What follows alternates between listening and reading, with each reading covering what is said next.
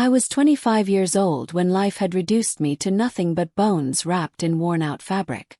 Hunger had become my constant companion, gnawing at my insides until the ache felt like a second heartbeat. The streets were no place for a young woman, but they were all I had.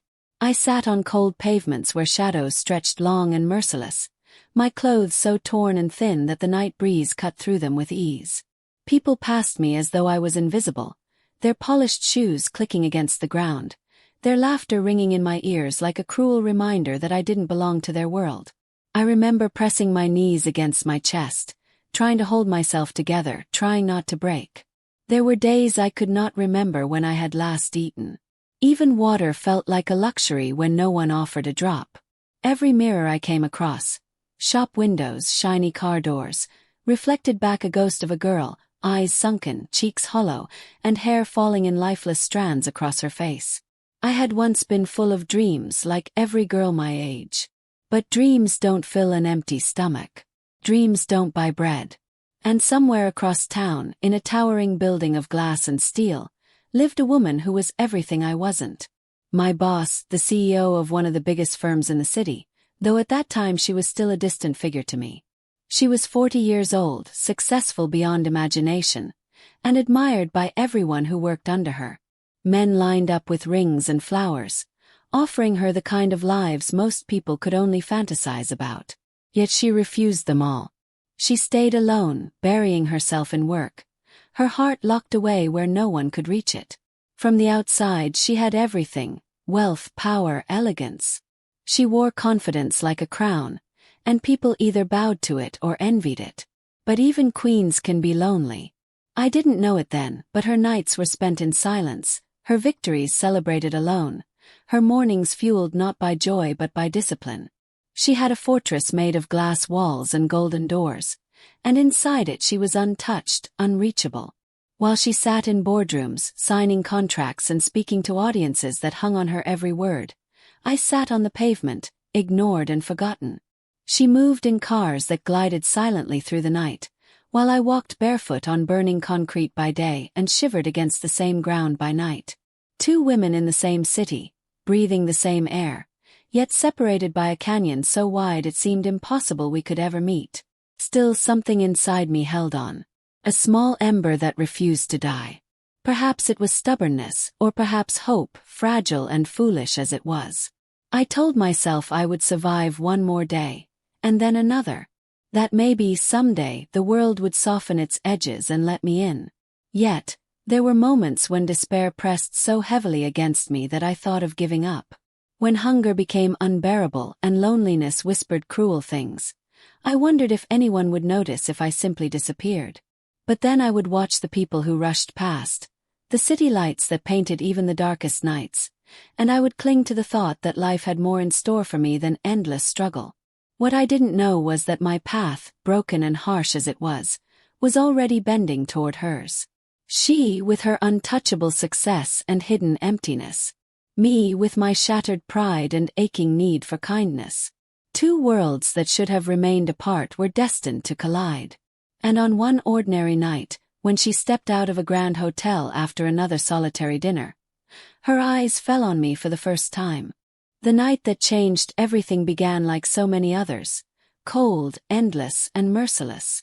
The city glittered with lights, as if mocking those who had no roof to sleep under. Hotels stood like palaces, their glass doors shining, the warmth of laughter and music spilling faintly onto the street. I sat on the pavement not far from one of those grand places, knees pulled tight to my chest, shivering in the draft that slipped between the towering buildings. My stomach had been empty for days, but by then the hunger was something dull and constant, like an old wound that never healed. People walked past me, their perfumes mixing with the smell of food that floated from the hotel. My head ached from it all, my body too tired to move, too heavy with despair to beg. I remember lowering my face into my arms, hoping that if I hid from the world would forget to hurt me for just one night. And then footsteps stopped in front of me. I lifted my head slowly, expecting the usual, disgust, pity, or nothing at all. But instead my eyes met hers. She stood there, a woman of elegance, draped in a dark coat that seemed to hold the night around her. Her hair was tied neatly, her heels clicked with authority, and the faintest trace of perfume lingered in the cold air. She was everything I wasn't: composed, radiant, powerful. For a heartbeat, I thought she would simply pass. But she didn't. She looked at me as if she saw through the shadows clinging to my skin. Her gaze softened, and then something extraordinary happened.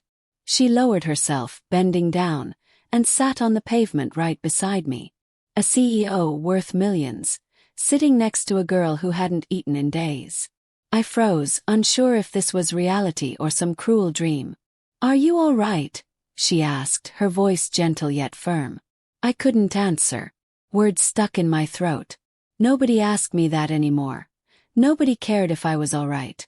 I nodded faintly, though my body betrayed me with its trembling. "You look exhausted," she said, her eyes scanning the ragged fabric I wore, the hollow lines of my face. "When did you last eat?" I wanted to lie, to hold on to the little pride I had left, but my silence betrayed the truth. Her brows knitted together, and for a moment she said nothing, only watching me with an intensity that felt unfamiliar, almost uncomfortable. Then she asked the question I had never expected. "Will you come with me?" I blinked, stunned. "What?" "Come with me," she repeated, softer this time, as if coaxing a frightened bird. "You shouldn't be here like this. Let me help." My chest tightened. I shook my head quickly. "No. Can't. You don't even know me." Her lips curved in the faintest smile, though her eyes remained serious. "Then let me know you. That's all I ask." I turned my face away, ashamed. You're rich." "Nothing. I can't go with you." Her voice didn't waver. "Money doesn't matter to me right now. What matters is that you're freezing and hungry." I wanted to run, but my legs felt anchored to the ground. Every instinct screamed not to trust, not to be fooled by kindness that might vanish as quickly as it appeared. Yet there was something in her tone, steady, patient, that disarmed me. It wasn't pity, not exactly. It was curiosity, compassion, something deeper I couldn't name. She didn't pressure me with grand promises. She simply sat there, shoulder to shoulder with me, in silence for a long moment. The sounds of the city faded into the background. It was just the two of us, a poor girl and a powerful woman, breathing the same cold night air. Finally she stood, extending a hand toward me. "Please," she said softly. "Just for tonight. Let me give you a meal and a safe place to rest. That's all." My heart pounded in my chest. Pride and desperation battled within me. I looked at her hand, elegant, steady, waiting. I hesitated, clinging to the only thing I had left, my fear. But something in her eyes held me there, something that said she wasn't doing this out of obligation. She wanted to. She truly cared. And so, trembling, uncertain, I lifted my hand and placed it in hers. That night, for the first time in years, someone chose to sit beside me. Not above me, not beyond me, but beside me. And that choice would change everything. When her hand closed around mine, it felt both foreign and familiar at once. Foreign because I wasn't used to being touched with care. Familiar because somewhere deep inside, I had been waiting for such a touch my entire life. I rose slowly, stiff from the cold and from days of hunger. She steadied me, not with the impatience of someone offering charity, but with the gentleness of someone who genuinely wished me well. Yet as we began to walk together, my pride wrestled violently with my desperation. Every step toward her waiting car felt like betrayal. Betrayal of the strength I had tried so hard to show, betrayal of the independence I had clung to, even when it meant starving. I told myself I didn't need anyone, that survival meant keeping my heart locked away. But my empty stomach twisted painfully, reminding me that pride does not warm the body or quiet hunger. "You don't have to speak," she said softly, as though reading my turmoil. "Just walk with me." I glanced at her, and she was calm, her stride measured, her presence steady. She didn't ask me questions that would make me squirm. She didn't demand gratitude. She simply offered her silence, which felt strangely comforting. The car door opened, and I froze at the sight of its polished leather seats. I wanted to step back, to run, to refuse. What business did a girl like me have sitting inside a car that probably cost more than I could imagine earning in a lifetime? I stammered something about not belonging, but she only gave a small shake of her head and guided me in. The city blurred past the windows as we drove. I pressed my hands together in my lap, trying not to stare at the glowing lights, the tall buildings, the people who had long forgotten that others like me existed. She sat beside me, quiet, giving me space to breathe. For once, I didn't feel like I was being studied as a problem to solve. Felt noticed. When we pulled up to her house, my breath caught. It wasn't a house, it was a sanctuary. Tall gates opened into a driveway lined with trees that looked like they had been placed there by design, not chance. The home itself stood tall, elegant, warm light spilling from its windows like a promise. I hesitated at the door, suddenly overwhelmed. I had lived in corners, shelters, broken rooms, but never within walls that radiated such peace. She opened the door and gestured for me to step inside. "You're safe here," she said simply. The warmth of the interior wrapped around me instantly, a stark contrast to the biting cold outside. My eyes darted everywhere. The grand staircase, the paintings on the walls, the thick rugs beneath my feet. I didn't know where to look, didn't know how to stand without feeling like an intruder in someone else's dream. "Sit," she urged gently, leading me into a spacious dining room where a table already set with polished silver gleamed under soft lights. She disappeared for a moment and returned with a plate of food so generous it nearly made me cry. The aroma alone sent a sharp ache through my empty stomach. I picked up the fork slowly, my hand trembling. The first bite was almost unbearable, as though my body had forgotten what real food tasted like. I wanted to devour it all, but shame tugged at me, reminding me to be cautious, to not appear desperate. She must have noticed because she smiled softly and said, "Eat, please." And so I did, bite after bite, until tears pricked the corners of my eyes. I lowered the fork at one point, ashamed of my tears, but she only placed a napkin beside me without a word, as if to say, "You don't need to hide here." Afterwards she led me to a room, my own room. The bed was dressed in white linen, pillows stacked neatly, and a small lamp glowed on the bedside table. Clothes had been laid out as if she had known I would come, warm and soft, free of the holes and stains that defined everything I owned. I stood there frozen, unable to step further in. "This is too much," I whispered. "I can't. I don't deserve this." Her eyes softened, and for the first time, I saw something in her expression, a flicker of loneliness, of longing. "Everyone deserves to be cared for," she said. "Even you." The words broke something inside me. I turned away, pressing a hand to my mouth to keep the sob from spilling out. No one had ever said that to me. Not family, not strangers, not anyone. For so long, I had believed I wasn't worth the effort. Yet here was a woman, a stranger until tonight, offering me not just food and shelter, but dignity.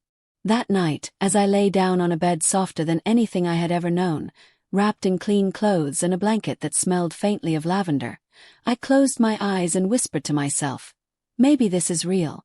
Maybe I am not invisible after all." And in the quiet, I felt something I hadn't felt in years. Gratitude so deep it ached, and the first fragile thread of hope stitching its way back into my heart. The morning after that first night felt like stepping into a dream I was afraid to disturb.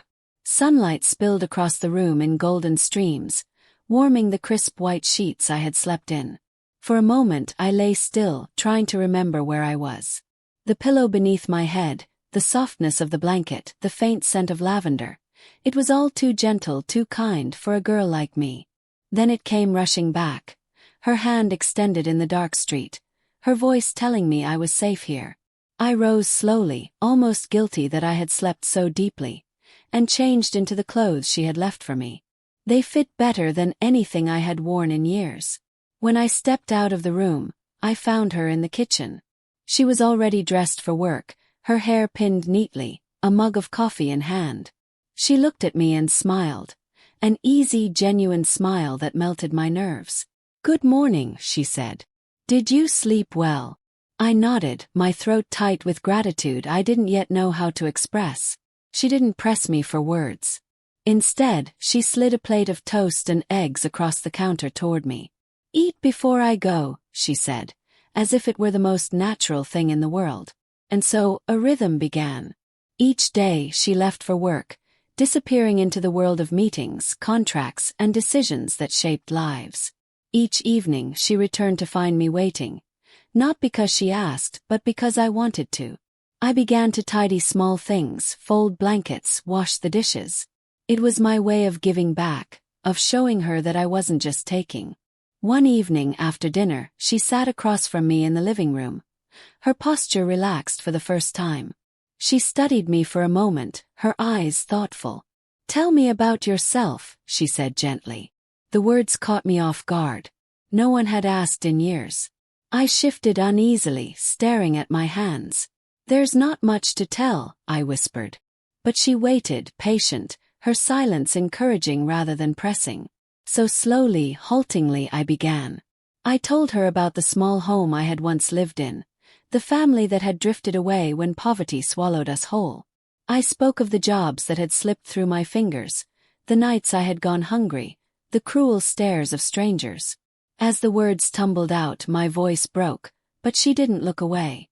She listened, truly listened, as if every detail mattered. When I finally fell silent, drained and raw, she leaned back and exhaled. "You've carried so much," she murmured.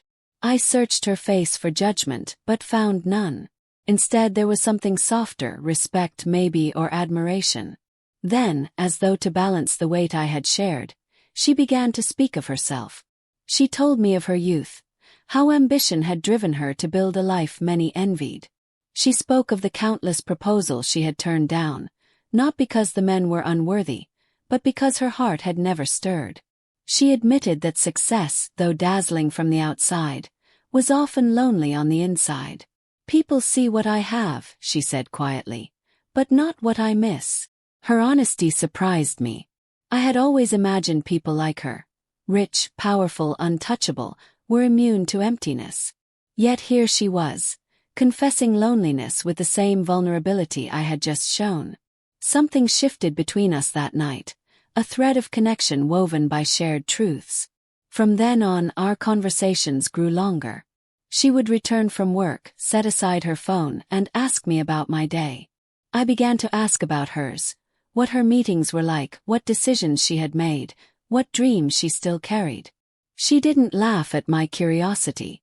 Instead, she explained, patient and clear, as though she wanted me to understand her world.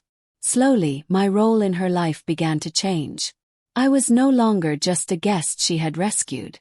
I became her companion, someone she could come home to and find warmth waiting. She noticed the small ways I cared, how I folded her coat when she tossed it over the chair, how I left her tea ready on the counter when I heard the car pull up outside. "You don't have to do these things," she said once, her voice touched with emotion. "I know," I replied softly. "But I want to." Something unspoken passed between us then, a recognition that what we shared wasn't about obligation. It was about choice. She had chosen to bring me in. I had chosen to stay, not because I owed her, but because I valued her. Day by day, the walls around her began to soften. Her laughter, rare and sharp at first, came easier. I would catch her humming absent-mindedly as she cooked, or lingering a little longer in conversation before heading upstairs. The house, once filled with silence, grew warmer, not because of the lights or the rugs, but because there was life within it now. And in her eyes, I began to see something I had never expected to witness. Gratitude. Gratitude that I, with nothing but loyalty to offer, gave her a companionship that wealth could never buy. I had entered her home as a shadow, broken and hesitant. But in those early days, as trust bloomed quietly between us, I realized I was no longer invisible. She saw me. And in turn I began to see her, not as the untouchable see the world admired, but as a woman who had been waiting, just as I had, for someone to stay. The first time she asked me to attend an office event with her, I nearly refused. The thought of stepping into her world, a world of polished suits, diamond watches, and perfect smiles, filled me with dread. I could already hear the whispers, see the raised eyebrows, feel the sting of being measured and found lacking. I told her as much, but she only smiled that patient smile and said, "Walk beside me. That's all I ask." And so I did. The venue glittered with chandeliers, the kind of place where every glass shone like crystal and every voice carried with confidence. I stood at her side, dressed in a simple gown she had given me. It fit, but it couldn't disguise the unease in my posture or the way my eyes darted nervously across the room. People looked at me, some with curiosity, others with disdain. I heard the whispers. "Who is she? Where did she come from? She doesn't belong here." One woman, draped in jewels that caught every light, leaned close to another and whispered loud enough for me to hear. "She could have anyone, and she brings her?" The words struck deep, reopening wounds I thought had begun to heal. I lowered my eyes, wishing the floor would swallow me whole. But before I could retreat, my companion, straightened, her voice carrying across the small cluster of listeners. She said firmly, resting a hand on my shoulder, "is with me. That is all you need to know." Her tone brooked no argument, her gaze steady, unflinching. The murmurs died instantly, replaced by uneasy silence. In that moment, she wasn't just a CEO commanding a room. She was a shield, standing tall between me and the cruelty of the world. My chest tightened with emotion I couldn't name. Gratitude, yes, but also something stronger, deeper. Loyalty. Later that night, when we returned home, I tried to apologize for being a burden, for embarrassing her. She silenced me with a shake of her head. "Don't ever think that," she said quietly. "You are not a burden. You are my choice." Those words carved themselves into my heart. At home, away from the stares and whispers, we found a rhythm that no one else could disturb. We shared meals at the dining table, sometimes elaborate, sometimes as simple as soup and bread, but always together. I learned the way she liked her tea, strong with just a touch of milk. She learned the way I curled my fingers around a cup when I was tired, or how I hummed softly when I felt content. There were evenings when we sat on the couch with a blanket draped over us, a film playing but neither of us really watching. She would tell me stories from her day, the challenges, the victories, the people who admired her but didn't truly know her. I listened, not as an employee or a stranger, but as someone who cared. And when it was my turn, I told her of small joys. How the sunlight warmed the kitchen, how a bird had perched by the window that morning. She listened with the same attention, as though every detail mattered. Laughter began to visit the house more often. At first it was hesitant, a spark here and there. But soon it grew, bright and unguarded. She laughed at my clumsy attempts to cook, and I laughed at her rare moments of carelessness, like when she misplaced her glasses only to find them on her head. These moments, small and ordinary, became the threads that stitched us closer together. And in the quiet gestures, the unspoken language of care, something profound bloomed. She would place a blanket over my shoulders when I dozed off on the couch. I would leave a note on her desk with a reminder to eat lunch when I knew her meetings would run long. Neither of us spoke of these things directly, but each act was an admission. "I see you. Need you." One evening, after a particularly long day, she sank into the couch beside me with a sigh. I reached instinctively to take her hand, and to my surprise, she didn't pull away. Her fingers curled around mine, warm and firm, as though anchoring herself. We sat like that in silence, the world outside forgotten, and I realized something with startling clarity. We weren't just sharing a house anymore. We were sharing a life. The wealthy CEO and the poor girl from the streets, two people the world would say had nothing in common, had found something the world often overlooks. We had found each other. And though I had nothing grand to give her, no riches, no status, no glittering jewels, my loyalty was hers. And in return, she gave me something I had long believed was not meant for me: belonging.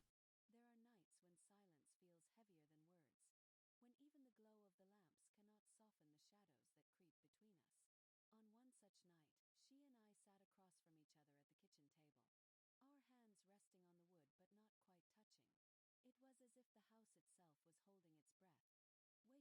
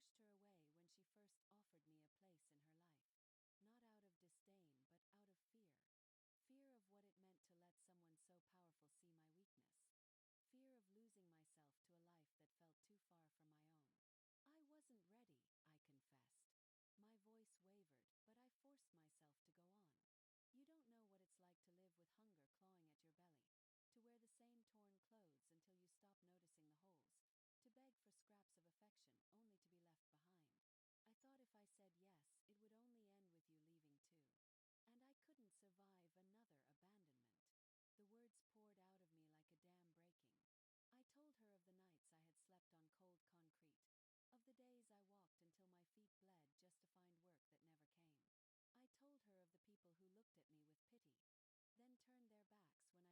left behind. I thought if I said yes, it would only end with you leaving too. And I couldn't survive another abandonment." The words poured out of me like a dam breaking. I told her of the nights I had slept on cold concrete, of the days I walked until my feet bled just to find work that never came. I told her of the people who looked at me with pity, then turned their backs when I needed more than sympathy. I told her of the hollow ache in my chest that no food could fill, the ache of being unseen, unloved, unwanted. Her eyes never left mine. She listened with a stillness that was almost painful, as though each word etched itself into her heart. When I finally fell silent, trembling and raw, she reached across the table and placed her hand over mine. "I can't erase your past," she whispered, "and you can't erase mine. But maybe we don't have to keep running from it. Maybe we can carry it together." Her hand was warm, grounding, pulling me back from the storm inside. For the first time, I saw not the CEO who commanded rooms with a single glance, but the woman who had built walls so high no one dared climb them. She had been rejected, not for lack of wealth or beauty, but because people feared her loneliness. And I had been rejected, not for lack of heart, but because I had nothing to offer except myself. Two different scars, but scars all the same. That night, we didn't promise to heal each other completely. We didn't pretend the past would vanish if we just loved hard enough. Instead, we acknowledged the cracks, the wounds, the weight we both carried. And in that admission, something shifted. We were no longer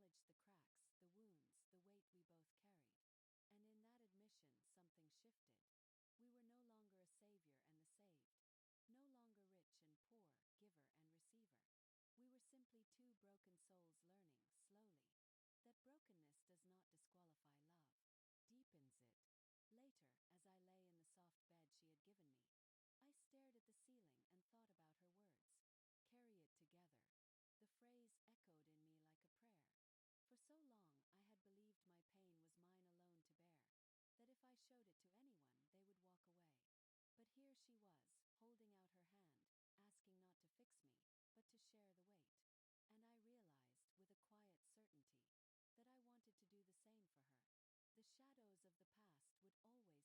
of the past would always follow us. But in her presence, they no longer felt like chains. They felt like reminders that even in darkness, two people can find each other and build something luminous, fragile, and real. The change was not sudden, like lightning striking the earth. It was gradual, like dawn creeping across the horizon, softening everything it touched. Day by day, I began to notice how she, the woman who had once been defined by her work and her solitude, was slowly transforming. In the beginning, her life had revolved around her office. Meetings, deadlines, endless files that followed her even into the night. But now, when she returned home, her first instinct was no longer to open her laptop. Instead, she would walk into the kitchen and ask what I had cooked, Or sometimes she would surprise me by rolling up her sleeves and joining me. Watching her in an apron, laughing as she clumsily chopped vegetables, was a sight I never imagined I would see. She had been polished steel in the office. Now, in the warmth of our home, she was something far more tender. Her smile came more easily, her laughter rang brighter. The staff at her company whispered about how different she seemed, lighter, warmer, approachable. They didn't know that the reason was simple. For the first time in years, she allowed herself to be cared for, and in return she cared back. And I, too, was changing. When she first found me, I was a shadow of a person, sitting hungry and hopeless on a cold footpath. I carried shame in my torn clothes and in the hollowness of my body. But now, each day under her roof gave me back pieces of myself I thought I had lost forever. She treated me not as a burden but as an equal. She encouraged me to eat without guilt, to wear clothes that made me feel seen, to sit at the same table as her without bowing my head. At first, I resisted, afraid to believe I deserved any of it. But slowly, her insistence became my new reality. I began to walk straighter, no longer weighed down by invisible chains. I began to speak with more confidence, unafraid that my words would be dismissed. I began to see myself not as the poor girl who had nothing, but as someone worthy of dignity, respect, even love. There were moments when I would catch my reflection in the mirror and barely recognize myself. My face was fuller, my eyes brighter. Hunger no longer haunted me. Poverty no longer defined me. What defined me now was the bond we shared, a bond that gave me a sense of purpose I had never known. She noticed these changes too. One evening, while I was setting the table for dinner, she paused in the doorway and simply stared at me. "What is it?" I asked, feeling self-conscious under her gaze. "You," she said softly, almost as if speaking to herself. "You've become radiant." Her words startled me. I laughed nervously, brushing off the compliment. But deep down I knew she was right. It wasn't just food and shelter that had transformed me. It was the feeling of being truly seen, of being cared for without condition. We both softened in each other's presence. She taught me how to believe in my own worth, and I taught her that joy could be found outside the walls of her office. There were days when I would read to her while she rested on the couch, or she would playfully argue with me over which film to watch. Small, ordinary moments, yet they felt extraordinary to us, because for so long both of us had lived without them. Once, during an office party, I stood by her side while her colleagues congratulated her on some successful deal. One of them whispered, loud enough for me to hear, "She's not the same anymore. She actually laughs now." I glanced at her nervously, expecting her to be annoyed. But instead she leaned closer to me and whispered, "It's true. You're the reason." The weight of her words settled in my chest like a warm fire. For years, she had been admired for her success but never loved for her softness. Now, people saw not only her brilliance but her humanity. And I no longer felt invisible. By giving me a place in her life, she gave me back my own reflection. We were not perfect, and the world outside still judged us. She for letting someone like me into her life, and me for daring to belong in hers. But within the walls of her home, we had built something unshakable. Trust, care, and a tenderness that had healed us both in ways no one else could. Every morning, when I opened my eyes to sunlight streaming through the window, I realized the greatest transformation was not just in her or in me. It was in the space between us, a space once filled with loneliness and fear, now alive with warmth and hope. And that space, fragile yet strong, was becoming the foundation of something we had never dared to imagine before. A future.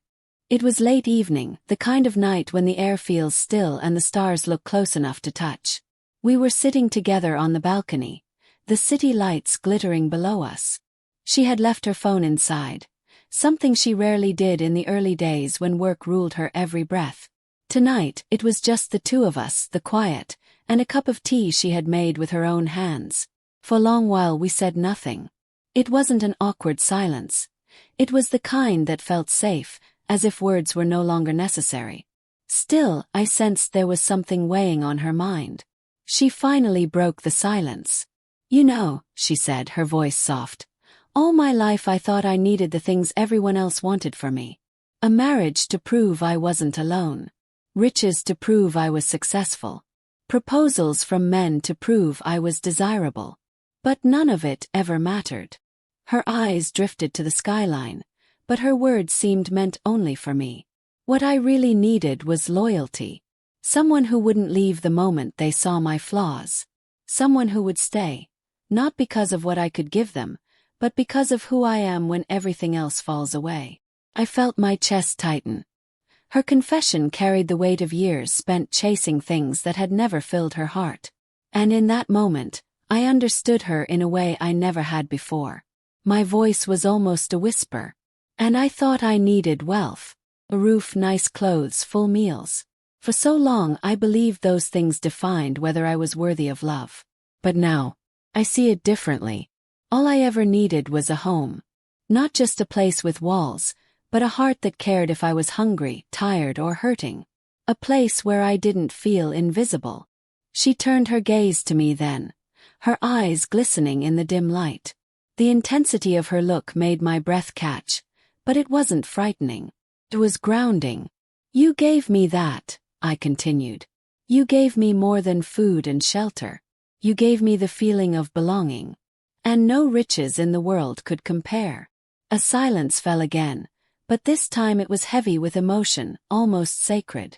I reached out, unsure if I had the right, but she met me halfway, her hand wrapping around mine. Her palm was warm, steady, a promise without words. That's why you matter to me, she said firmly. Because you never cared about my money, my position, or what the world thinks of me. You cared about me when I had nothing to offer except the pieces of myself I usually keep hidden. I swallowed hard, my throat aching with the swell of unspoken feelings. And you cared about me when I had nothing at all. Not even pride left to hold on to. That's why I can't imagine leaving you. Because where would I even go? You're not just my savior, you're my home. Her grip tightened, as if she needed to anchor those words in her soul. I could see it in her. The relief, the gratitude, the quiet joy of finally being understood. And I felt it in myself too. The peace of knowing I no longer needed to search for a place in the world. I had found it here, in her presence. From that night on, something shifted permanently between us. It was no longer about her rescuing me, or me filling her loneliness. It was about a bond that had grown beyond circumstance, beyond judgment, beyond fear. We had become each other's answer. Her colleagues still whispered about how she had changed. They saw the smile she carried into boardrooms, the lightness in her stride. What they didn't see was the quiet truth we held in our hearts, that loyalty had bloomed into something deeper, something unbreakable. And I, once the girl forgotten by the world, found myself standing taller, not because I had riches or recognition, but because I had love, real love, built on care, trust, and unwavering presence. That night on the balcony, as she leaned her head lightly against my shoulder, I knew this was the peak of what we had built. No grand declaration was needed. No riches, no wedding rings, no audience to witness it. Just two souls, scarred but whole, bound together by the one thing we both had longed for all along: loyalty. And in that loyalty we had found love. Sometimes when I sit by the window of our home and watch the city streets below, I think back to that night, the night she found me sitting on the cold footpath, hungry and forgotten. It feels like a lifetime ago, as if the girl I was then and the woman I am now are two different souls. But I carry her inside me still, a reminder of how far I've come, of how love can change everything. I had nothing that night. No food in my stomach, no strength in my body, no dignity left to hold on to. And yet she sat down beside me. A woman who had everything by the world's standards, success, wealth, beauty, chose to see me when no one else did. That simple act became the thread that rewove the fabric of my life. Today, our life is not the grand tale outsiders might expect. Yes, there is wealth in this house. She still leads her company with brilliance, and I walk through doors I never dreamed I would enter. But that is not what defines us. Our real life exists in the quiet spaces no one else sees, in the laughter that escapes during dinner, in the way she reaches for my hand when she's tired, in the comfort of knowing I never wake up alone anymore. We live simply within the richness of her world. I care for her in the ways she once didn't allow anyone to, reminding her to rest, making her tea, listening when her day has been heavy. And she cares for me with the steady presence I once thought I would never deserve. Between us, respect is unspoken but constant. Loyalty is not demanded but given freely. Sometimes people still judge. They look at me and see only where I came from, not who I've become. They look at her and wonder why a woman of her stature chose someone like me. But neither of us listens anymore. We know what we have. And in the end, that is enough. She has softened in ways no one else could have imagined. The once untouchable CEO now laughs so easily that even her staff notice. And I, who once lived in shadows, now walk in the light of her care, no longer invisible. Together we have built a world where both of us can breathe, heal, and belong. I often think happiness would have looked very different if I had defined it the way others did. Money, possessions, prestige. But happiness, I've learned, does not come from the things we own. Comes from the people who choose to stay, who see us not for what we have but for who we are. If someone had told me years ago that my life would turn this way, I would have laughed through tears of hunger. And yet here I am, held not by riches but by love, lifted not by chance but by loyalty. She gave me a home and I gave her my heart.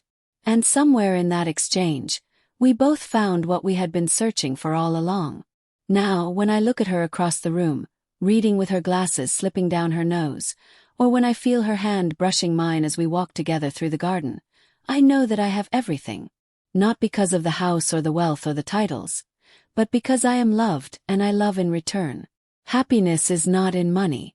Happiness is not in grand gestures or empty promises. Happiness is found in the hearts that stay, even when the world expects them to leave. And ours, against all odds, stayed.